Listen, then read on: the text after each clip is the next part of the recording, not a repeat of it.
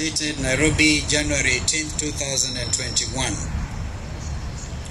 Ladies and gentlemen of the press, and indeed fellow Kenyans, my attention has been drawn to spurious allegations by Deputy President William Ruto concerning the ownership of my Yatta farm. Addressing a rally in Bomet on Friday, DP Ruto made a frivolous and unsubstantiated claim to the effect that I grabbed government land in Yatta.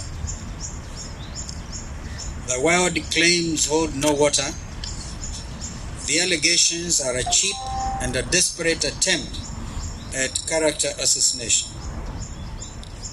I have endeavored to uphold the highest moral and ethical standards in all my public affairs. I have nothing to hide, and I today challenge the authorities to open an investigation into this matter. I am today presenting myself for a thorough investigation by the Directorate of Criminal Investigation as well as the Ethics and Anti-Corruption Commission. I want the matter settled once and for all. Indeed, this is a time to separate the truth from lies and malicious propaganda.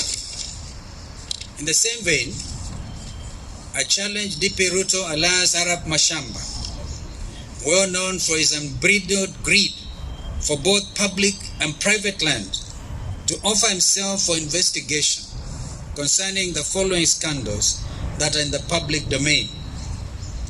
1. The grabbing of the land belonging to Honorable Joseph Murumbi, Kenya's first Vice President and a renowned conservationist. Indeed, across here we know of the Murumbi collection at the museums of Kenya. 2. The attempted land grab of the Langata Road Primary School playground, where innocent children were mercilessly tear-gassed and traumatized. Number 3, the grabbing of the piece of land on which Western Hotel stands.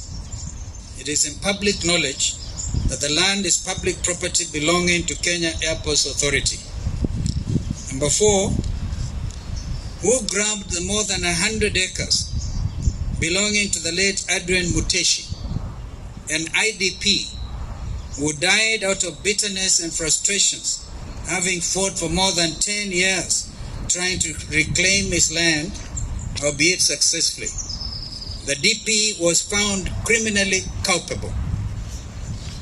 Number 5, DP Ruto should tell Kenyans the truth about who swindled Makindu Motors of millions of shillings, where a businessman lost over 300 million shillings due to shenanigans emanating from Arambe House Annex, his office. Number 6, can Arap Mashamba tell Kenyans how he acquired large tracts of land in Taita Taveta County? Indeed, he has made it a habit to hop across to Taita Taveta. Number 7, what does DP Ruto know about the fake arms scandal, where one of his bodyguards, Sergeant Kipyegon Kene, was brutally murdered? Number 8, can DP Ruto explain what he knows about the loss of over 4 billion shillings of public funds meant for the construction of Arol and Kimara dams? Why was he so defensive when news of the scandal broke out? What information did he want kept out of the public's eye concerning those collapsed projects? Number 9, DP Ruto should be ready to also give a statement on what he knows about the recent camera scandal that led to one of his bodyguards to commit suicide. Is there more than meets the eye in that very sad incident?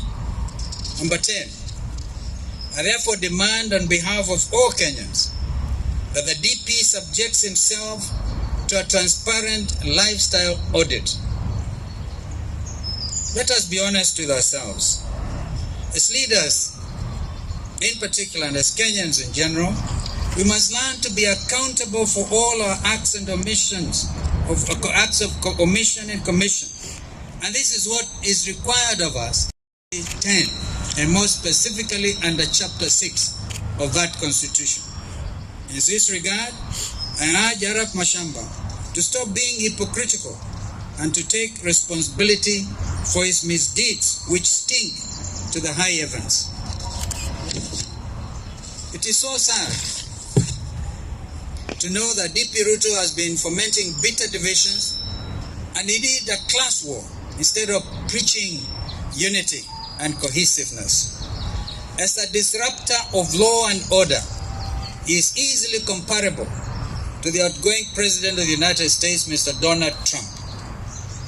Let us preach unity and avoid divisive politics that can plunge the country into chaos. Let us remember that we are one Kenya.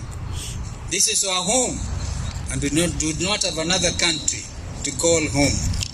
People of DP Ruto's ilk must not be given the chance to wreak havoc through wolfishly deceitful manipulations. They must be stopped on their tracks. God bless you. God bless Kenya. One Kenya, one nation. That is our motto. Amen.